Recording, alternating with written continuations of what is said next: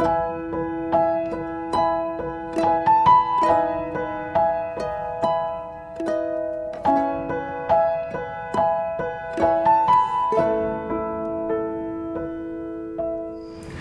terima kasih buat siang ini. Kami percaya bahwa Engkau punya pesan buat anak-anak-Mu di tempat ini, di mana kami tidak mau menyia-nyiakan setiap langkah, setiap hari untuk berjalan bersama Tuhan.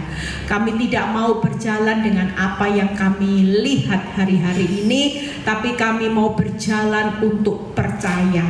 Setiap kali kami percaya, maka Tuhan memperhitungkan iman kami itu sebagai kebenaran. Terima kasih Bapa, terpuji nama-Mu, urapi bibir lidah hamba-Mu, berkati setiap telinga yang mendengar, biar semua kemuliaan itu kembali kepadamu. Di dalam nama Tuhan Yesus yang percaya berkata amin. Ya, kita percaya bahwa setiap hari hidup ini kesempatan, saudara, tidak ada lain ya. Ada satu kesaksian.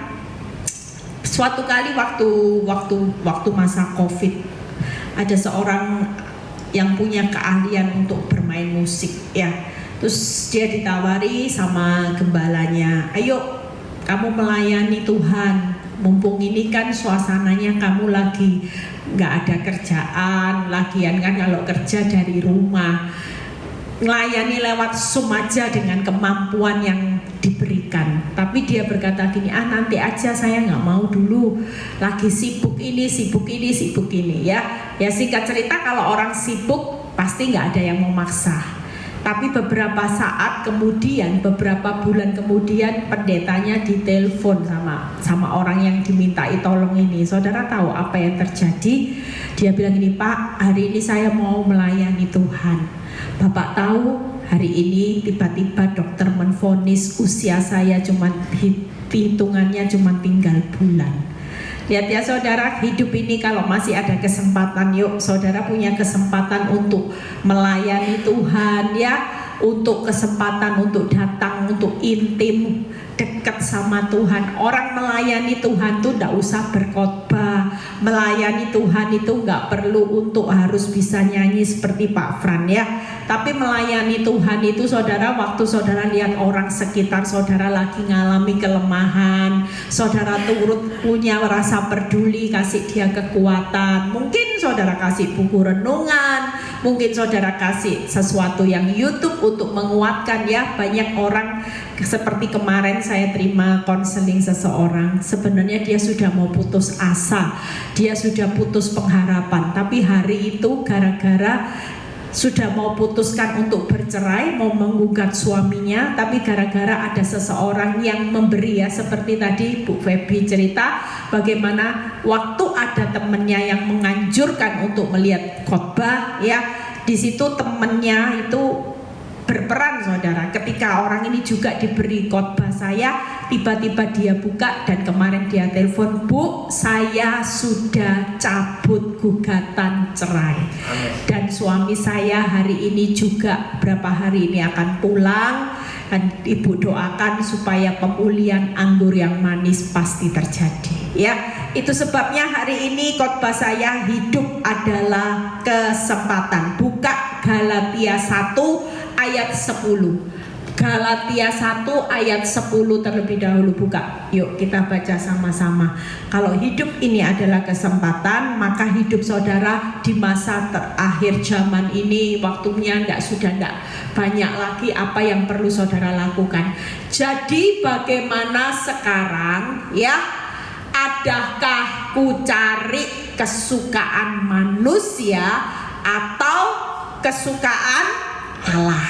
Prioritasnya mana hidup ini sekarang? Kalau memang kesempatan hidup saudara, misalnya hari ini kita tidak tahu, jangan pikir gini, aku masih muda gitu ya, usiaku masih muda, aku hari ini tidak usahlah dulu yang bau-bau rohani gitu ya. Hidupku kan masih panjang, masa depanku masih panjang. Tapi saudara perlu tahu bahwa orang meninggal itu tidak perlu usianya sudah tua, tidak perlu sakit. Hari-hari ini banyak orang yang meninggal mendadak, saudara. Banyak orang yang mengalami kesakitan, tiba-tiba vonis kanker mendadak dan sebagainya. Percayalah, hari ini kalau hidup ini kesempatan, maka prioritasnya jadi pertanyaan, apa yang saudara kejar? Kesukaan manusia atau kesukaan Allah? Adakah ku coba berkenan kepada manusia? Sekiranya aku masih mau mencoba berkenan kepada manusia, maka aku bukanlah hamba Kristus. Tapi seberapa banyak hari ini orang itu justru mengejar penilaian manusia. Banyak orang yang hari-hari ini kalau tidak hidupnya, kejarnya hanya sukses supaya manusia menghormati.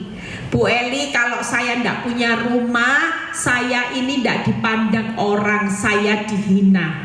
Seberapa banyak kita hidup hari-hari ini cuman terlihat cantik di depan manusia, tapi bukan di depan Tuhan. Itu sebabnya kalau hidup ini kesempatan, prioritas hidupmu adalah Kristus. Orang yang prioritasnya hidup adalah Kristus, maka berlakulah mati adalah keuntungan. Jadi hidup ini enak ya, ikut Kristus itu luar biasa. Kalau hidup ini prioritas kesempatannya adalah Kristus, maka saudara percaya dalam perjalanan hidup sampai akhir menutup mata, saudara tidak perlu takut mati. Kenapa? Karena hidupmu tetap ditutup dengan kehidupan yang keuntungan. 3 hal saudara buka. Jadi 3 hal ini yang akan menjadikan kita hari ini, hidup ini adalah kesempatan. Yang pertama, adakah kesukaan manusia atau kejar kesukaan Allah? Kesukaan manusia itu memuaskan keinginan daging, nanti dilihat ya. Kejar uang, kejar nyaman. Tapi kesukaan Tuhan, kenapa Tuhan itu suka manusia dalam proses? Bukan manusia dalam zona nyaman. Karena waktu saudara dan saya diproses, maka kita ini lebih dekat. Kita berubah, kita berbuah.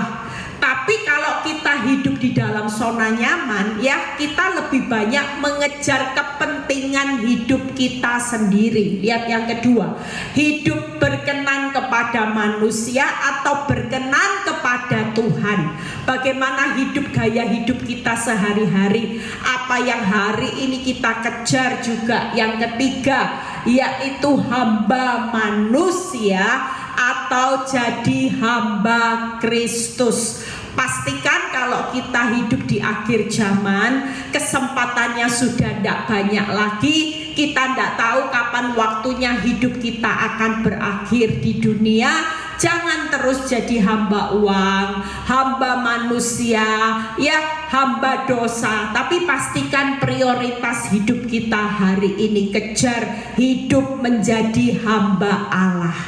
Amin. 3 hal yuk kita bahas supaya setiap kehidupan ini tidak ada yang namanya menyesal, saudara.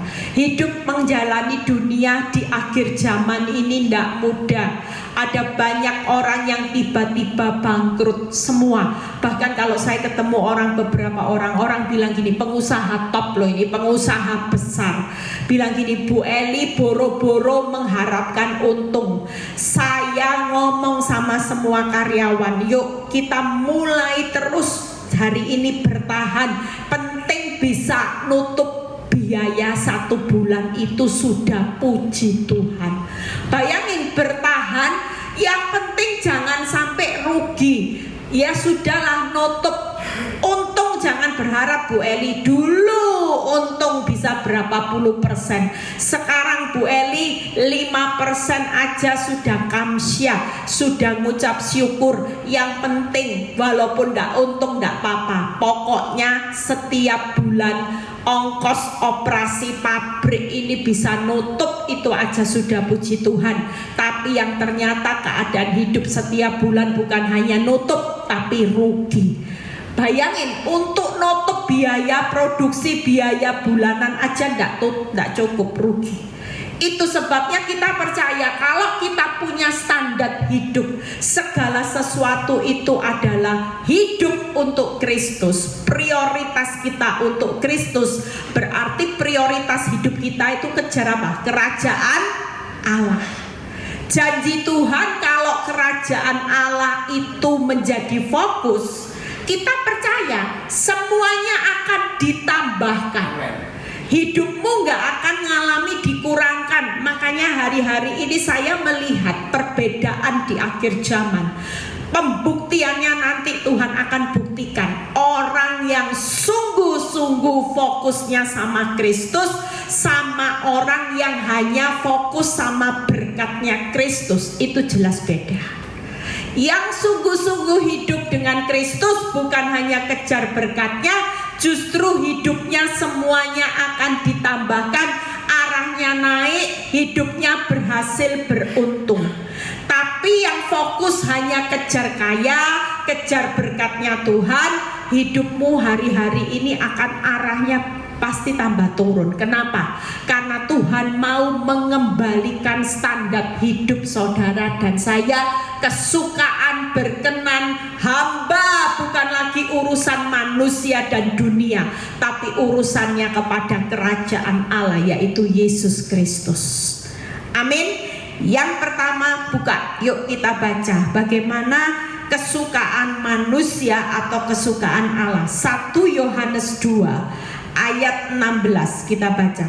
1 Yohanes 2 ayat 16 sampai 17 ya. Yuk kita baca. Sebab lihat ya, kalau kita fokus kepada manusia, hidup kita yang kita kejar, maka lihat ini, semua yang ada di dalam dunia, yaitu keinginan daging itu manusia, keinginan mata serta keangkuhan hidup bukan berasal dari Bapa, melainkan dari dunia. Itu sebabnya hari ini saudara perlu memilah antara yang dari Bapa sama dari dunia. Yang dari dunia, semua keinginan daging, mata, keangkuhan hidup, itu urusan kita sebagai manusia. Ya, kalau saudara lihat, kesukaan manusia itu selalu berkisar dengan daging, mata, keangkuhan hidup. Jujur saudara, hari ini stres hanya karena urusan uang. Itu karena saudara kejar keinginan daging saudara, supaya aku bisa punya kekayaan, aku bisa punya mobil, punya rumah. Itu ndak salah. Tapi kalau gara-gara keinginan-keinginan yang bukan berasal dari Bapa itu jadi satu-satunya fokus, sampai kerajaan Allah diabaikan, maka saudara percaya hidup saudara sedang melawan kebenaran firman. Hidupmu dilihat sama Tuhan, berarti saudara ini mengejar yang namanya kesukaan manusia, bukan kesukaan Allah. Karena keinginan daging, mata serta keangkuhan hidup jelas bukan berasal dari Bapa. Jadi 3 hal saudara, lihat ayat 17-nya kita baca. Dan dunia ini sedang lenyap dengan keinginannya. Itu tadi, kesukaan manusia, daging, kepingin sombong, dikit-dikit disakiti, harga diri. Saya ini bukan pembantumu, sorry ya kalau kamu berani macam-macam sama aku ini punya uang dan sebagainya. Jujur ada banyak orang yang hari ini kalau kita memprioritaskan kesukaan Tuhan, apa yang saudara lakukan? Mulai matikan daging. Yang namanya daging, keinginan banyak hal, hari ini mulai diganti dengan keinginan Tuhan. Mulai lagi mengandung apalagi yang perlu dimatikan, yaitu keangkuhan hidup diganti dengan rendah hati. Orang mau gak hormati saudara, orang mau caci maki saudara, hidupmu tetap sadar bahwa keangkuhan hidup bukan dari Bapa. Artinya kalau kita prioritas dengan kesukaan Bapa, kita akan berkata gini, aku mau belajar untuk rendah hati. Orang ndak hormati aku ndak apa-apa Tuhan. Aku ini cuman seorang hamba. Aku belajar punya rendah hati dan lemah lembut untuk aku sabar. Itu kesukaan Tuhan. Lihat ya. Dan tapi orang yang melakukan kehendak Allah tetap hidup selama-lamanya. Jadi kesukaan manusia itu keinginan daging, keangkuhan hidup. 3 hal itu sedang dilenyapkan sama Tuhan, karena memang dunia ini sedang dalam perjalanan dilenyapkan, termasuk masalah yang menimpa saudara. Itu alatnya Tuhan, yaitu mengubah 3 hal, yaitu yang pertama keinginan, matikan keinginan daging. Yang kedua yaitu matikan keinginan mata. Yang ketiga matikan keangkuhan hidup. Tidak bisa kita hari ini bilang gini, Tuhan aku mau melayani Tuhan, aku mau membangun kerajaan Allah, tapi yang namanya daging, keinginan mata, keangkuhan hidupmu hari ini tidak dihancurkan. Tidak bisa saudara. Justru lewat masalah hari ini saudara diajar, dilatih Tuhan untuk matikan daging. Matikan keinginan mata itu apa saudara? Melihat sesuatu, suka membandingkan hidupnya orang. Mulai hari ini tidak usah bandingkan hidupnya orang. Orang lain hidupnya jauh lebih enak dari hidup saudara dan saya.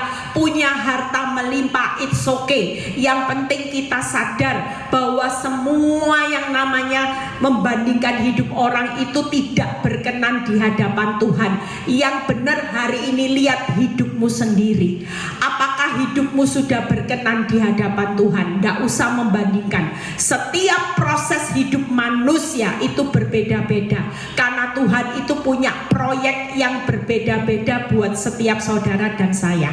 Amin. Yang ketiga keangkuhan hidup. Jadi mulai hari ini jangan sampai harga diri itu harga mati. Taruhlah apa yang menjadi kesukaan Tuhan, yaitu apa? Kristus yang jadi harga mati. Tidak peduli hidupmu dihina seperti apapun, hidupmu disakiti seperti apapun, kalau kita hari ini tidak menaruh kesombongan, maka kita hari ini tidak akan mempermasalahkan yang namanya disakiti, difitnah, ya, dihina, dicaci maki. Namanya juga tidak punya keangkuhan hidup. Hidupnya pasti sebagai hamba, tidak apa-apa. Toh kalau saya dihina, siapa yang paling tidak suka? Ya Bapak di surga. Kenapa? Karena kita kan biji matanya. Kita ini kan anak yang berharga, yang sangat dikasihi. Jadi kalau ada orang menyakiti hidup kita, yang lebih sakit hati itu siapa? Bapak di surga. Tapi kadang-kadang karena kita juga merasa angkuh, sombong, siapa aku, tidak mau dihina, akibatnya di mata Tuhan kita juga jadi orang-orang yang perlu diproses. Kita dilihat Tuhan, kau bukan hambaku, engkau ini sombong, engkau ini punya sifat tinggi hati. Firman Tuhan jelas berkata bahwa Tuhan itu sangat menentang orang yang sombong, yang tinggi hati, yang congkak. Itu sebabnya hari ini yuk belajar 3 hal ini. Kalau engkau mau kejar kesukaan Allah, maka mulai hari ini berlombalah mematikan 3 hal ini, supaya kita hidup hari ini menyenangkan hati Tuhan. Yuk yang kedua, bagaimana berkenan kepada manusia atau berkenan kepada Allah. Efesus 5 ayat 13 sampai 14. Efesus 5 ayat 13 sampai 14. Lihat ya. Tetapi segala sesuatu yang sudah ditelanjangi oleh terang itu akan menjadi nampak. Jadi kita percaya bahwa ketika kita punya terang dalam kehidupan kita, Kristus ada di dalam kehidupan kita, justru kehidupanmu harusnya memancarkan kehidupan Kristus. Itu yang menjadi apa? Hidup perkenanan. Kalau kita hari ini banyak orang Kristen yang katanya, ya saya pernah kesaksian kan, ada seorang ibu pendoa. Hari itu saya tuh sampai ngomong gini, ya ampun, setiap hari katanya doa sama Tuhan berjam-jam, masuk dalam hadirat Tuhan, baca firman, penyembahan, datang ibadah. Tapi kelakuan ibu ini selalu jadi bahan pembicaraan orang, di mana ibu ini punya sifat yaitu suka marah, suka maki orang, suka menfitnah orang. Sampai saya bilang gini, ini ya ibu ini kalau menyembah Tuhan ketemunya siapa? Lah kalau menyembah Tuhan katanya doa berjam-jam. Pernah satu kali saya pelayanan ya, ini supir itu tanya sama saya, Bu, orang Kristen kalau nyembah Tuhan pakai bahasa roh itu bagaimana, Bu? Katanya gitu. Saya bilang, iya Pak, memang bahasa roh itu salah satu karunia, dimana itu bahasa roh itu kita itu lagi berkomunikasi dengan Tuhan lewat keluhan-keluhan kita. Tapi ya Bu, jujur kata, saya ini sampai takut sama orang Kristen. Hah? Kenapa? Gitu. Saya melihat teman dari seorang teman ya, yang orang Kristen kalau tiap kali perjalanan selalu gini, sikar lama-lama, syandar lama, sikar lama.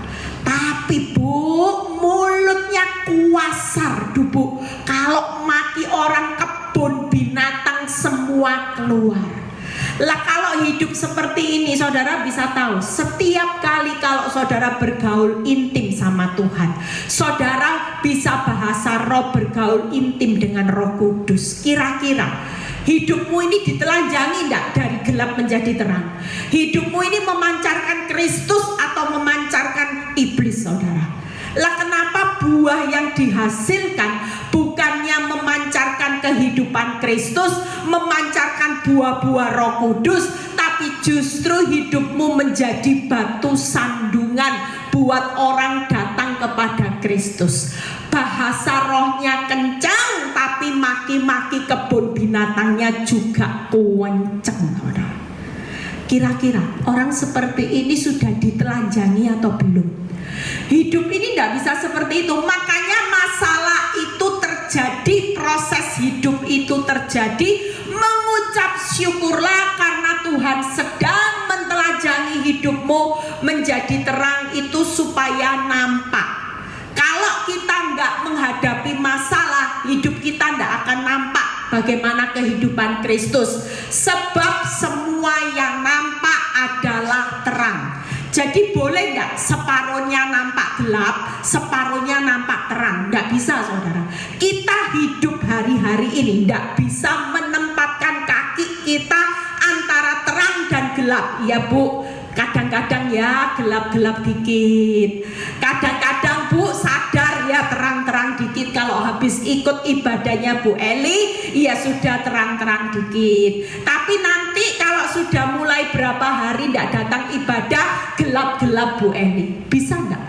Hidup seperti ini tidak bisa.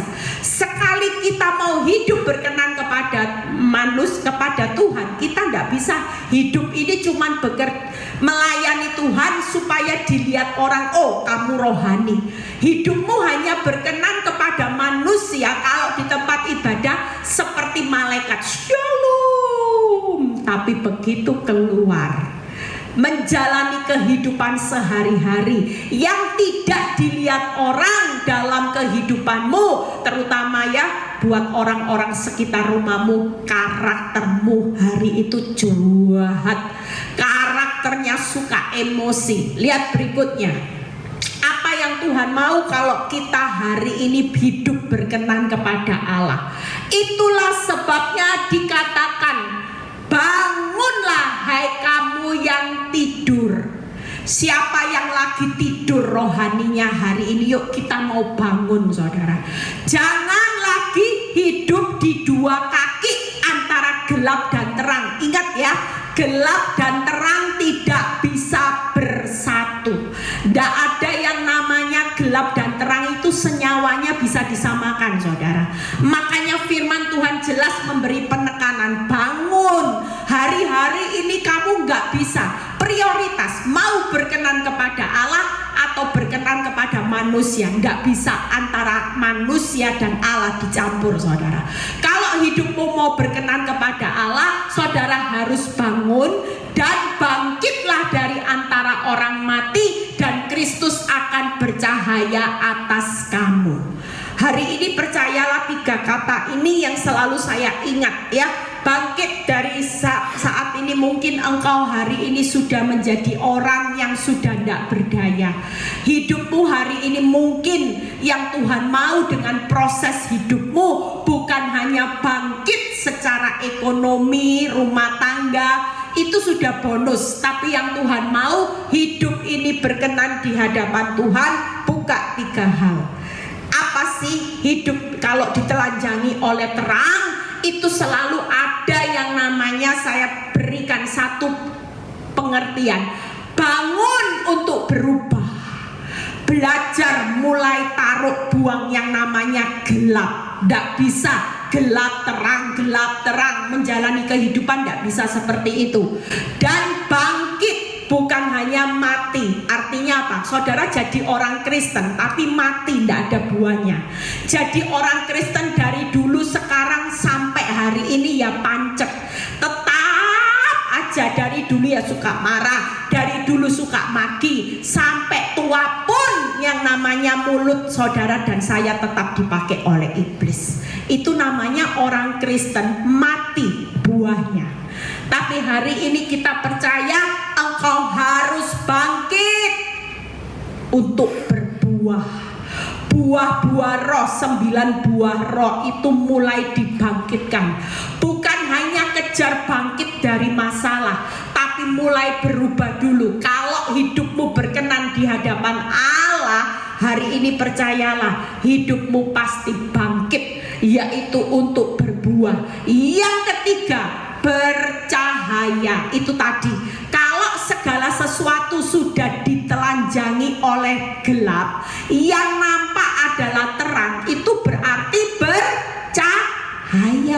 Hidupmu bukan jadi batu sandungan, tapi berdampak buat kerajaan Allah. Siapa yang bilang masalah selesai baru bisa melayani Tuhan? Enggak. Yang penting di tengah masalah hidupmu berubah, berbuah, dan berdampak. Amen. Ini yang membuat hati Tuhan disenangkan. Jangan berlomba-lomba kelihatan hasilnya hanya di depan manusia.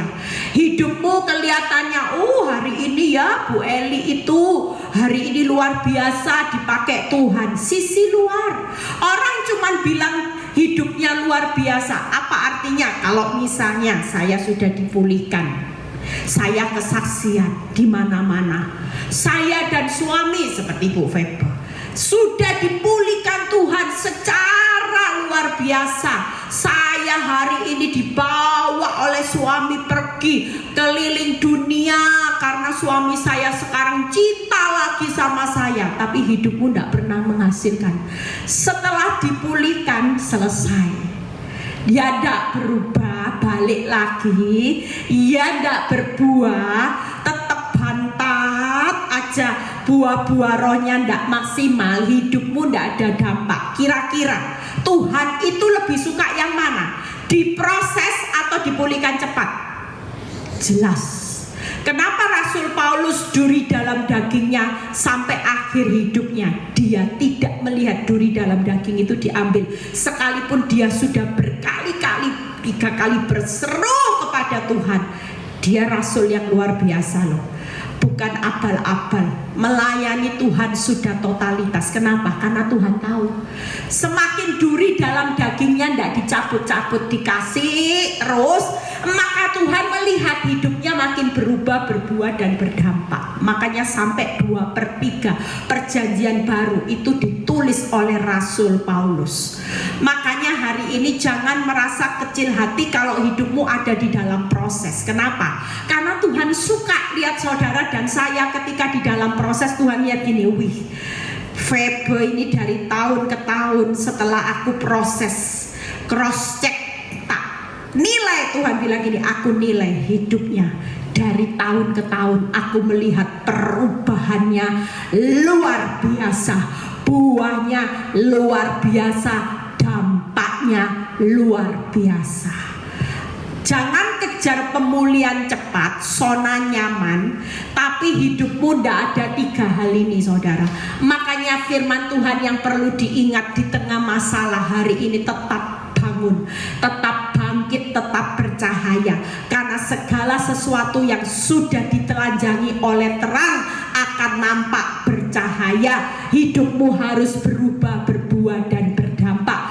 Jangan terus hari ini tinggal di dalam masalah, tinggal untuk merenungi nasib, tinggal merenungi masalah, tinggal hanya merenungi kerugian, sepinya usaha, parahnya suamiku. Mulai hari ini hidupmu sendiri, kejar untuk berkenan kepada Allah, yaitu dengan bangun, bangkit, bercahaya. Yang penting hari ini, makanya hidup saya hari ini tenang, move on, saya tidak pusing. Mau orang lain menyakiti hidup saya cuma bilang gini, Tuhan, yang penting saya sudah melakukan 3B. 3B ini yang penting saya lakukan hari ini. Saya sudah tidak pusing. Orang mau nilai saya seperti apapun, it's okay. Orang mau nyakiti hidup saya seperti apapun, it's okay. Tapi yang penting saya tahu pasti hari ini hidup saya sudah berkenan di hadapan Allah. Dan kalau hidup berkenan di hadapan Allah, mati adalah keuntungan. Kenapa? Karena upahmu juga besar di surga. Amin. Yang terakhir, ya, yuk kita baca sama-sama yang terakhir. Bagaimana hamba manusia atau hamba Kristus. Buka Lukas 11 ayat 28 terlebih dahulu. Lukas 11 ayat 28. Tetapi ia berkata, nah ini, yang berbahagia siapa? Orang yang uangnya banyak, yang punya rumah mewah, yang punya uang depositonya banyak di bank. Tapi firman Tuhan berkata, yang berbahagia ialah mereka yang apa? Mendengarkan firman Allah dan yang memeliharanya. Jadi jangan hanya dengar tapi tidak dilakukan. Orang kalau dipelihara, firman Allah didengar, dipelihara dalam hati. Ketika ada penawaran iblis, maka yang keluar itu di hati penguasaan diri yang baik. Enggak. Tadi firman Allahnya Bu Eli, saya disuruh bangun, bangkit, bercahaya. Saya harus bisa berubah, berbuah, berdampak. Kalau itu dipelihara, saudara percayalah, hari ini hidupmu akan menjadi pendengar dan menjadi pelaku firman yang baik. Di tengah masa sukar, engkau bukan orang yang malang. Sekalipun hidup mengikut Kristus bukan zona nyaman. Hidup mengikut Kristus berjalan maju bercucuran air mata. Orang dunia tambah kaya, saudara tambah omsetnya turun, tokomu sepi, gak jadi masalah. Di mata Tuhan ketika saudara tetap setia menjadi pendengar firman dan memelihara dalam hati untuk dilakukan, maka saudara dan saya adalah orang yang berbahagia. Amin. Lah Tuhan sudah ngomong orang berbahagia, jangan cari kebahagiaan di luar ini. Saudara sering kali memikirkan bahagia itu tunggu masalah selesai. Kalau masalahmu dipulihkan, masalahmu selesai, tapi engkau tidak menjadi pendengar dan firman. Jujur, orang kalau sudah zona nyaman, dengar firman, pelihara firman itu mulai berkurang. Orang mulai mengabaikan firman. Diajak ibadah sama Bu Siana, ndak, sudah, saya lagi ada kesibukan kerja, ini proyek lebih besar, hati-hati loh saudara ya. Kalau ndak kepepet, jujur yuk kita hari ini mulai bawa, khususnya di tempat ini, tempatnya Bu Siana makin diperbesar juga, ajak jiwa-jiwa. Itu salah satu kita supaya ngajak orang dengar firman, supaya ketika mereka mendengar, itulah kunci kebahagiaan. Orang punya deposito ratusan miliar, kalau ndak jadi pendengar firman, di mata Tuhan bukan orang yang berbahagia. Buka berikutnya, yuk buka Amsal Yohanes 4:14 ayat 21a. Yohanes 14 ayat 21a. Barang siapa memegang perintahku dan melakukannya, dialah yang mengasihi aku. Lihat berikutnya, dan barang siapa mengasihi aku, ia akan dikasihi oleh Bapakku, dan aku pun akan mengasihi dan akan menyatakan diriku kepadanya. Wow, saya kalau baca ayat Tuhan menyatakan dirinya kepada saudara dan saya, kira-kira kita jadi orang yang biasa-biasa atau yang luar biasa saudara? Pasti. Kata kuncinya hari ini, yuk kejar. Kalau kita mau hidup kita itu jujur, Tuhan itu mau, Bapak di surga mau mengasihi kita, percayalah. Orang yang hari ini menjadi hamba Kristus itu orang yang pegang perintahnya dan melakukannya. Saudara akan menikmati tadi, di samping berbahagia, saudara juga akan menikmati bagaimana Tuhan akan menyatakan dirinya kepada saudara dan saya. Amin. Makanya jangan meremehkan untuk berpegang pada firman. Setiap ada kejadian hidup, kalau kita berpegang pada firman, kejadian hidupmu selalu berakhir dengan kejadian hidup yang dahsyat dan ajaib. Itu sudah janji Tuhan. Yang berikutnya Yohanes 14 ayat 23. Yohanes 14 ayat 23. Jawab Yesus, jika seorang mengasihi aku, ia akan menuruti firman-Ku, dan Bapakku akan mengasihi dia. Kami akan datang kepadanya dan diam bersama-sama dengan dia. Keren ya? Tadi Tuhan menyatakan, sekarang diam bersama-sama saudara. Jadi siapa yang nuruti firman-Ku, Bapakku akan mengasihi dia, dan kami besar, artinya Bapak dan Yesus akan datang kepada saudara dan saya, diam bersama-sama dengan saudara dan saya. Itu luar biasanya 3 hal. Makanya hari ini yuk, bagaimana kita mau jadi hamba manusia atau hamba Allah. Kalau hamba manusia mau nyenangkan manusia, ya sudahlah, tidak usah dengarkan firman dulu. Yang penting cari bisnis dulu. Hidup ini perlu jen Bu Eli, perlu uang Bu Eli. Apa dengar firman terus, apa yang namanya uang turun dari langit, dari surga, hati-hati ya saudara. Jangan menghina yang namanya surga dikait-kaitkan dengan berkat. Kita percaya bahwa sumber di atas segala sumber itu tetap kerajaan surga yang punya stok tidak terbatas ya. Jadi kalau ada kesempatan untuk kita dengar firman, orang bilang gini, masa dengar firman tidak kerja? Ya bukan seperti itu. Itu namanya orang males saudara. Tapi yang dimaksudkan hari ini adalah ketika kita punya tetap waktu, prioritas sebagai hamba Kristus itu, yang pertama kita tidak bisa banyak dengar apa kata orang, banyak dengar apa kata manusia. manusia, tapi banyaklah dengar firman. Karena waktu dengar firman, saudara adalah orang yang berbahagia. Dengar, simpan dalam hati.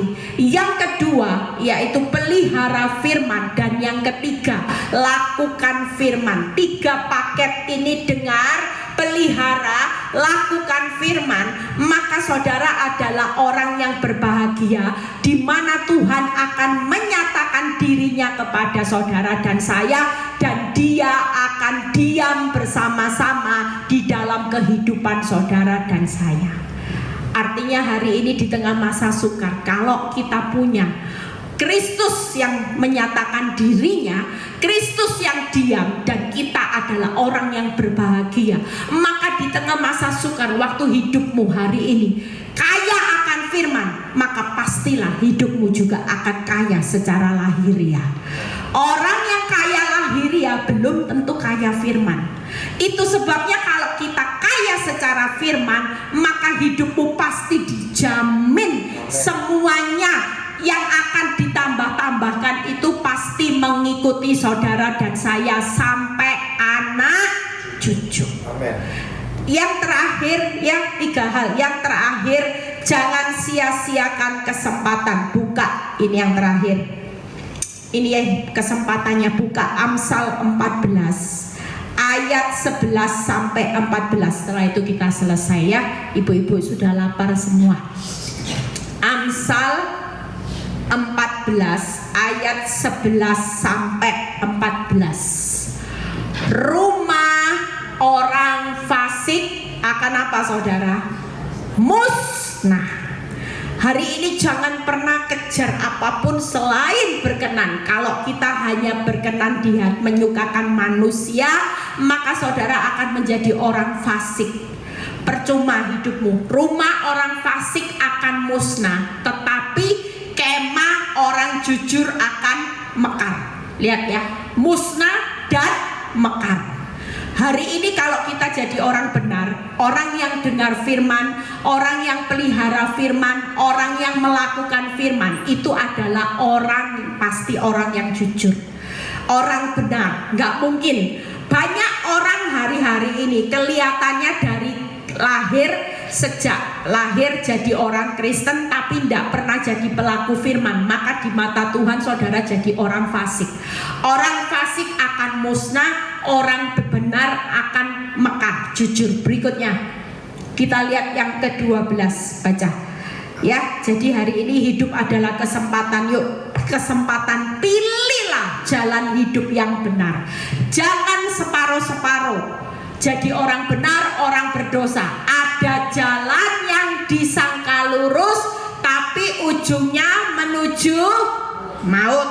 Ya, jangan terus kejar. Oh, ini kelihatannya enak ini Tuhan. Tidak apa-apa Tuhan, cepat kaya, lurus, walaupun tipu-tipu, walaupun kotor sedikit lah, kompromi dosa sedikit-sedikit. Kita tidak bisa di akhir zaman hidup hari ini hanya dikejar supaya enaknya dulu, tapi saudara tidak tahu resikonya maut. Lebih baik jalanmu kelihatannya pikul salib, cucuran air mata, jalan yang sempit, jalannya tidak lurus, berliku-liku. Ada waktunya air mata, ada waktunya nyesek-nyesek, ada waktunya ngalami kemalangan, tapi jelas ujungnya bukan maut, tapi kehidupan kekal bersama Tuhan.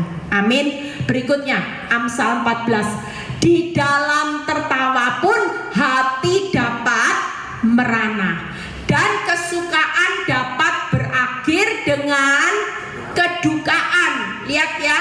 Jadi jangan lihat orang fasik itu enak ya, tertawa, uangnya banyak, gemuk, segar, rumah mewah. Duh, Bu Eli rumahnya ada kolam renang, Bu Eli bodyguardnya keluar negeri pakai ya. Kalau lihat postingan itu pakai pesawat pribadi, sudah diposting ya. Saudara percaya, lihat ya berikutnya.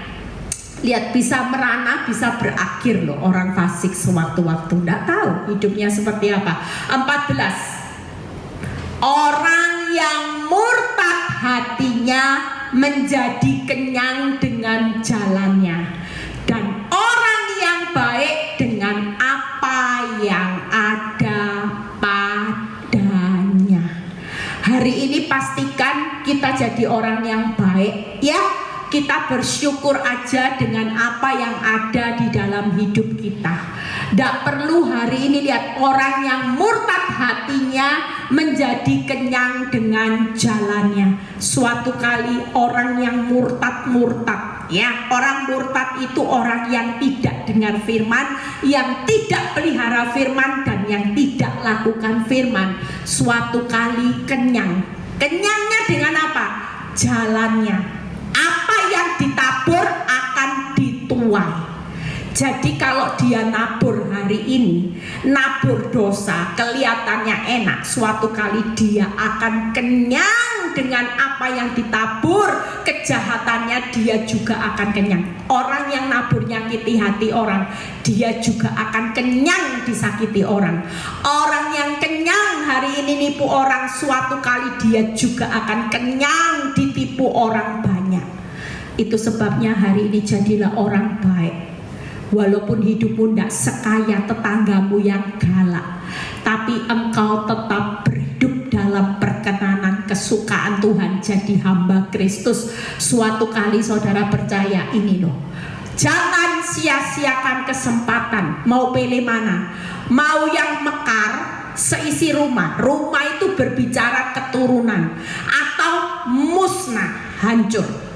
Kita yang menentukan hari ini. Jangan sampai karena saudara pingin cepat selesai masalah, pingin cepat nyaman, tapi hidupmu menyia-nyiakan kesempatan, bukannya berkenan kepada Allah. Yang dikejar hanya perkenanan manusia, berkenan di hadapan dunia. Maka hidupmu pilihannya adalah, kalau engkau kepingin mekar seisi rumahmu, mulai hari ini hiduplah berkenan di hadapan Allah. Tidak ada pilihan lain.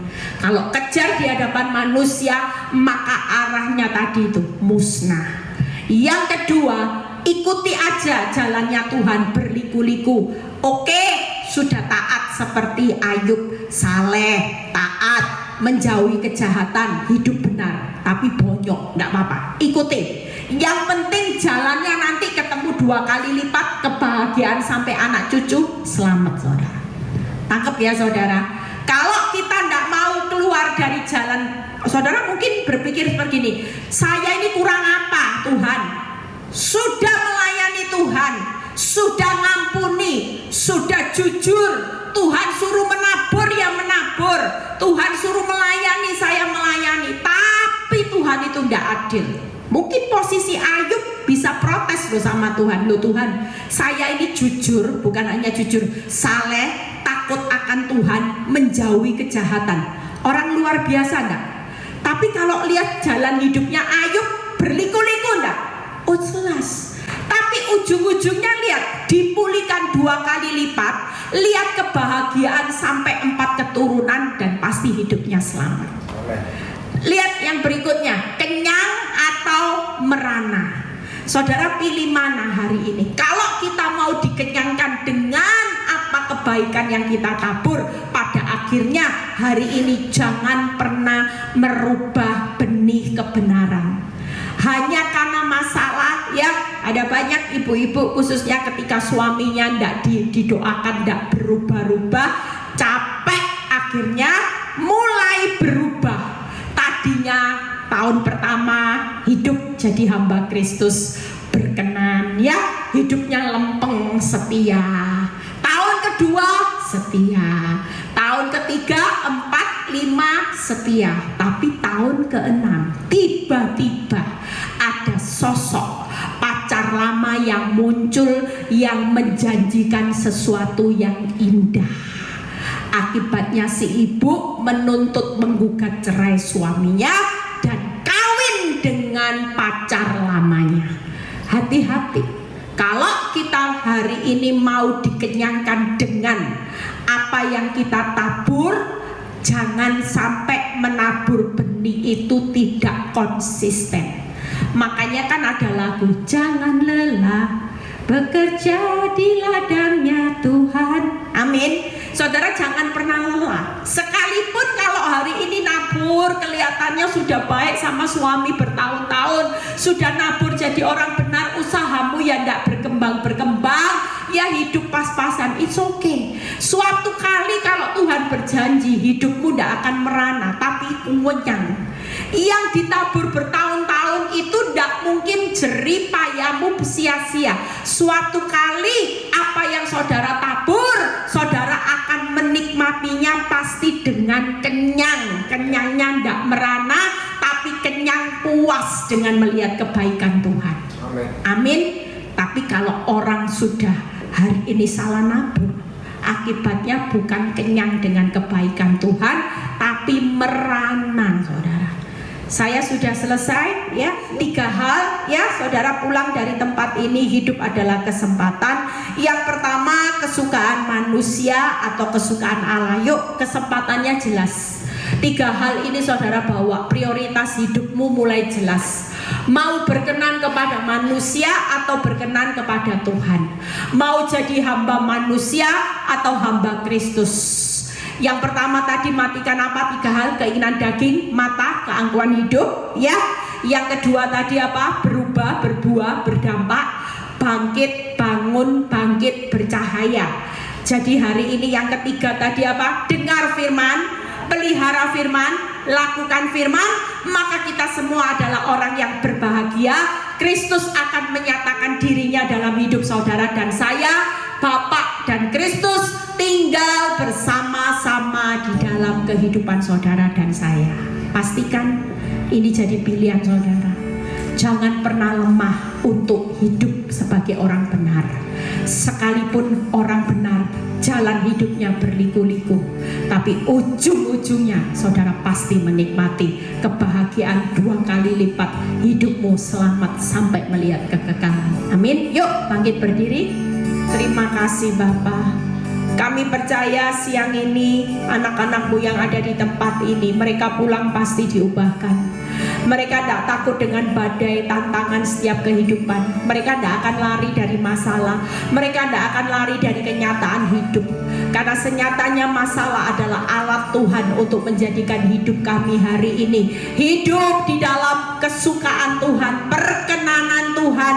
Dan kami mau menjadi hamba Kristus. Ampuni selama ini Tuhan kalau kami hidup masih menduakan Tuhan, masih hidup di dalam dunia, hidup di dalam diri kami sendiri, hidup bangun kerajaan dunia, hidup bangun kerajaan diri kami sendiri. Kami tidak fokus dengan hidup bangun kerajaan Allah, tapi melalui firman Tuhan siang ini kami pulang, kami mau praktek Tuhan. Kami tidak mau kejar perkara sia-sia. Kami tahu kesempatan hidup kami hari-hari ini Tuhan kami mau maksimalkan, karena kami tidak tahu waktunya kapan kami pulang ke rumah Bapa. Kami percaya Tuhan hidup adalah kesempatan. Ketika kami pulang ke rumah Bapa, Engkau dapati kami tetap hidup setia dan benar. Kami tetap jadi hamba-hamba Kristus, bukan jadi hamba dunia, hamba manusia, hamba dosa, tapi kami benar-benar hidup di dalam kesukaan perkenanan Tuhan dan hamba-Mu Bapa. Terima kasih Bapa, berkati setiap anak-anakmu dengan berbagai macam pergumulan. Engkau melihat Tuhan jeritan hati mereka ketika mereka tahu rahasia kunci hidup berbahagia. Kami tahu Tuhan, kami mau kejar sesuatu yang hari ini untuk kami lebih intim kepada Tuhan. Kami mau dengar-dengaran akan suara-Mu supaya kami semakin hidup di dalam perkenanan Tuhan. Terpuji nama-Mu Bapa. Engkau juga berkati Bu Siana yang sudah menyediakan tempat ini Bapa. Engkau memberkati hamba-Mu, berkati anaknya, berkati suaminya, pekerjaan, kesehatan. Apa yang hamba-Mu tabur tidak pernah sia-sia, semuanya akan dituai. Terima kasih Bapa, berkati juga Frans, berkati juga setiap kami hari ini. Kalau sebentar kami mau berpisah satu dengan yang lain, biar kami mengangkat tangan kami. Terimalah berkat Abraham, Ishak, Yakub. Damai sejahtera Allah Bapa, Putra dan Roh Kudus menyertai saudara dan saya mulai saat ini sampai Maranatha Tuhan Yesus datang kedua kali. Yang diberkati dan percaya berkata amin.